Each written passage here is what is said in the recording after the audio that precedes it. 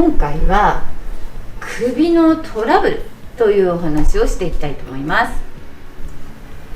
整形外科の外来をやっているとですね、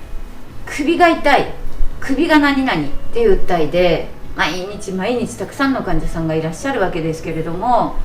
これ首と一口に言ってもどこまで首ですか？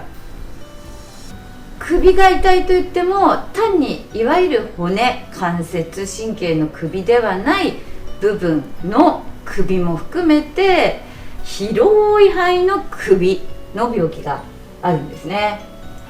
私は整形外科が専門なので、整形外科の首の症状、首の疾患は診断がついて治療ができますが、首の中にあっても整形ではない原因の場合もあって、その場合は適切な科に紹介をしてあげるっていうことが必要なんですね。ですので今回のこの YouTube でご説明したいのは、一口に首と言っても整形だけじゃないんだよっていうことをご理解いただくための YouTube となっています。動画となっています。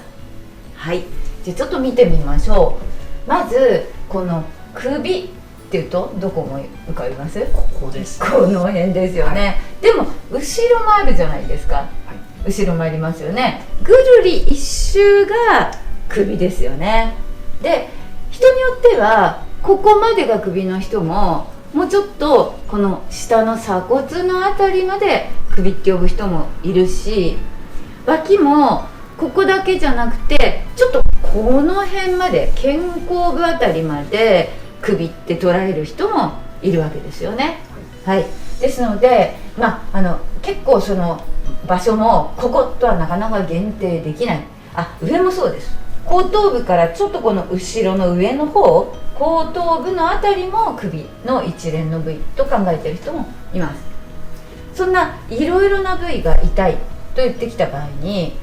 何が解剖学的にあるかっていうとね、こちら、まず整形的なところで言えば、頸椎、首の骨と骨の間の椎間板、そして後ろには神経が通っています。でもそれだけじゃない。首の周りには皮膚からその下に脂肪があって、その奥には筋肉があって、で中にはリンパ腺が散在しています。いろんな組織ありますよね。もうちょっと下に行くと心臓があって、肺がある。ここから響いてくるような首の痛みっていうのもあるんですよ。はい、それから脳の神経、そして血管、いろんなものありますね。その脳から来るものも、脳のこの後頭部から首周りにかけてさまざまな症状が出てくることもあるんですよ。なのでほんと一口に首って言っても、もういろんな病気の原因からこのパーツのあたりに痛みが出るっていうことがあります。はい、こちら見てください。そこで大事なことは5つのキークエスチョン、質問なんですね。私たち医療者、医者はまず患者様にこの5つのこと絶対聞きます。まず、いつからですか？どこが痛いですか？どんな風に痛いんですか？何をすると悪くなりますか？また何をすると良くなりますか？そして首だけじゃなくて全身状態はどうですか？合併症、既往症、もともと持病は何ですか？このあたりも大きく関係してくるんですね。例えばいつから読んでください。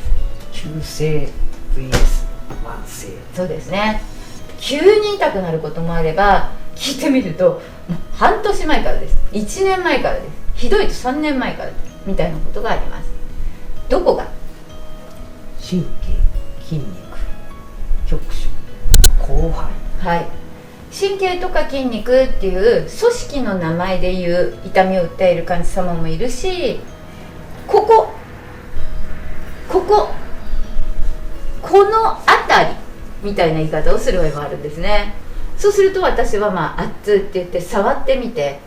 この辺りって言ってるけど本当はどこなのかなっていうのを突き止めていくわけですね。次、どんなふうにじーん、どんつ、ズキズキ、ビリビリ刺すよ。そうです。これもね、いろんな音みたいに聞こえますけどそれぞれに痛みの特徴っていうのがあるんですよ。鈍痛が起こるような病気もあれば、ズキズキ、ビリビリ、もうナイフで刺されるような痛みっていう表現の仕方をする人もいるんですけど、神経痛なんかはそんな風にビリビリ、ジリジリ痛い、燃えるように痛い、いろんな表現がある。だけどその表現を丁寧に聞くことで、私たちは診断をつけるための一つの、情報として判断しているわけです。はい、次。何をすると悪くなる。動くと、じーっとしてても悪くなる。朝か夜、食べると、食べると痛くなる。お腹がすくと痛くなる。それから動くと痛くなる。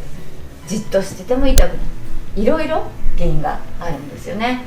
その何をすると悪くなるかっていうことも診断をつけるためにはとても必要なことです。わかります。はいはい。じゃあ最後、全身状態と合併症。がん、リウマチ、精神的トラブル、大事なんですね。例えばその患者様がもともとがんを首とは別に全く違うところに持ってたとしても、それが血行性に飛んで首周りに来るとか、リンパ腺が腫れるとか、そういうこともあるわけで、必ずしもその離れた部位が関係ないかっていうと、そんなことは全然ない。とても大事です。全身の他の部位の情報と、あとその方が今までに、経験してきている病気っていうものも大事です。精神的って言ったのは、例えばですね、すごくもう首が痛い、もう耐えられない、刺されるように痛いって言ったとしても、何も原因がないことがあるんです。何も原因がない、それは何も身体的に原因がないっていうことで、精神的な原因はある。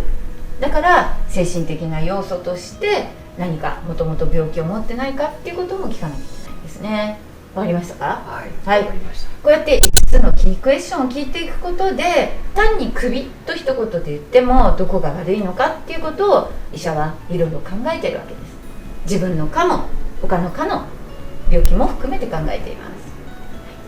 こんだけいっぱいあると、はい、もうそのどこの科に行ったらいいか分かんなくなっちゃいますね。そうですよね。本当にここに書き出したのはごくごく一部の病気なので、これが全てでは決してないんですけれども、何を知っていただきたいかっていうと、どんな科にまたがってこの首に起こるトラブルっていうのが背景に病気があるかっていうことを全体を把握していただきたくて、ちょっと一部書き出してみました。はい、まず整形外科、もちろんありふれた肩こりから経験腕症候群、首から肩腕の障害、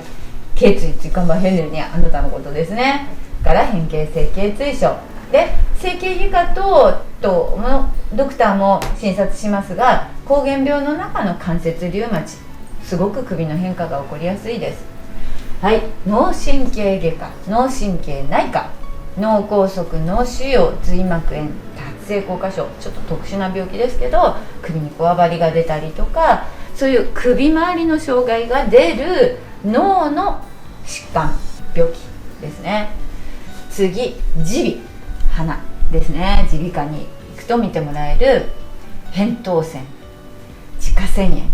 そして顎下腺炎ね、この辺りも当然このお顔の辺りにあるので、そこからもう全体に首のリンパ腺が腫れたり、関連痛といって首が痛くなったり、肩こりがひどくなったら実は耳鼻科の病気だったみたいなこともあります。よく私、この首のこりが強い場合に、耳鼻科領域の問題がないか耳鼻科に行ってみてもらってくださいっていうことはもう本当に頻繁にお話していることです。はい、次、呼吸器、肺腺部腫瘍、肺の中の特にこの首に近いところ、肺腺部っていう場所があるんですね。そこに、特殊なパンコースト腫瘍っていう腫瘍が出てきてくると、まず首の障害が出てくるので、病気、悪い病気なんですけれども、その一症状として首症状が出る、これも鑑別が必要です。そして結核性のリンパ節炎、リンパ腺が腫れればそこだけではなく他の場所のリンパ腺も腫れてくるっていうことがありますので、リンパ腺つながってますのでね、そういった病気から首のトラブルとしてまずは出てくるっていうことがあります。これ心療内科とかね、心身の問題、メンタルの問題っていうのもあって、身体表現性障害、これ何かというと体の問題、体の症状として訴えるんだけど原因はメンタルっていうものなんですね。つまり首が痛い、肩が凝る、手がしびれる、いろんな首の症状を訴えるんだけど原因はメンタルというものですね。あと椎筋痛症、これはもうあっちこっちの痛みが出る中に首の痛みも入ってます。視覚奥外科領域、顎関節症、牛って何だか知ってます？何ですか？虫歯。あ、知らないです。ね、虫歯が痛くて肩こったことってないですか？確かにあるかも。ありますよね。そういう感じで、こう歯の問題、口腔内の問題も首として症状が出る。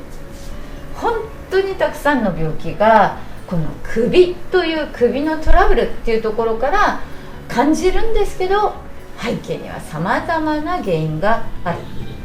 こんなことを一つ知っておくと、まずは整形外科に行くんだけれども、整形外科に行っても、どうしても解決しなかった場合に、じゃあこちらの科に行こうかな、こちらの科に行こうかなっていうことを考えなければいけない。ただなかなか一般の患者様、自分でそのこと分かんないので、ぜひ行った科の先生にこの首のトラブル、もし整形のご病気ではないとすれば